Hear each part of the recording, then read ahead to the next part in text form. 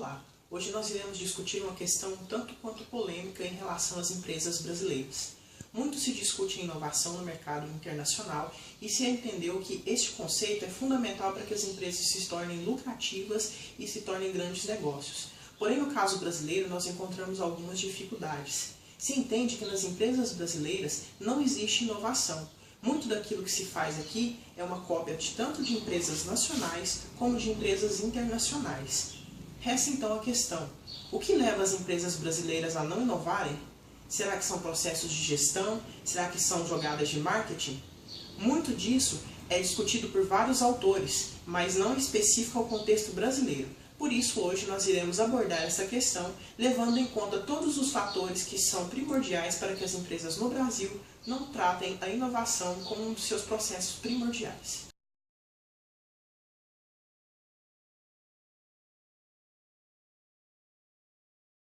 O primeiro e mais importante fator é o uso da aprendizagem em circuitos simples, onde as empresas brasileiras focam em resolver os problemas atuais e não em evitar os problemas futuros. Isso cria uma resistência às mudanças organizacionais que são necessárias, porque bloqueia a criatividade e a inovação dos indivíduos.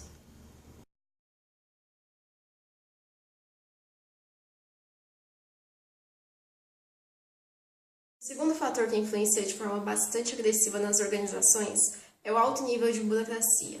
Esse nível de burocracia envolvida faz com que as pessoas sejam desestimuladas a tentarem fazer mudanças nas empresas. Assim, elas não têm abertura para a criatividade e a inovação.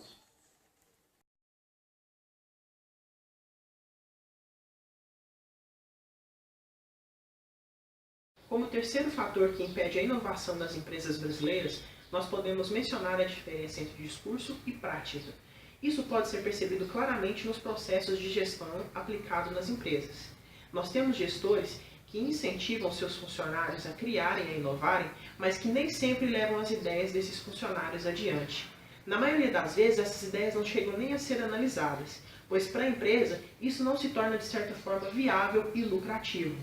Isso é um grande erro dos gestores, pois muitas coisas que os funcionários das empresas brasileiras poderiam resolver não são levadas em conta, o que faz com que as empresas tenham que buscar soluções e inovações em outras empresas de outros países.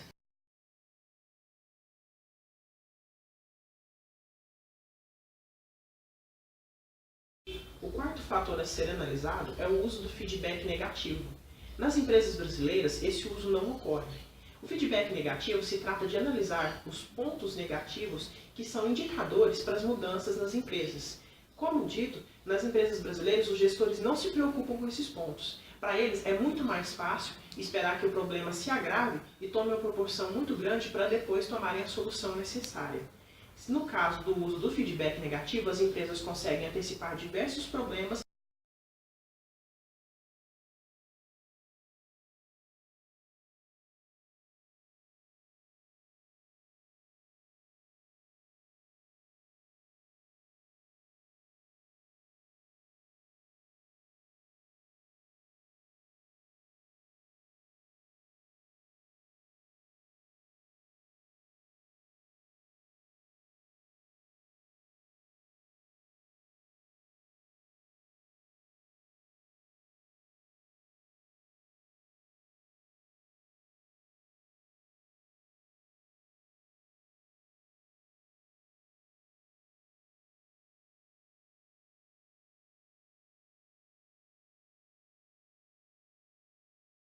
Aqui diversos fatores que servem para impedir a inovação nas empresas brasileiras.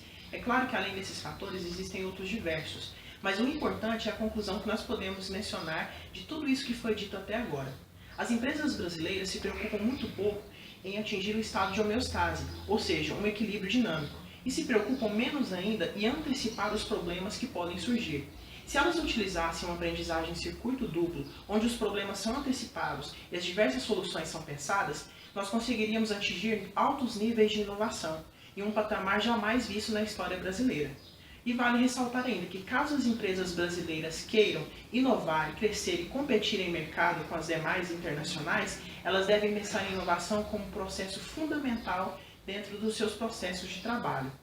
Concluindo, então, nós podemos dizer que Caso o Brasil queira ser uma potência mundial na economia, é primeiro preciso pensar em inovação, processo e depois em gestão.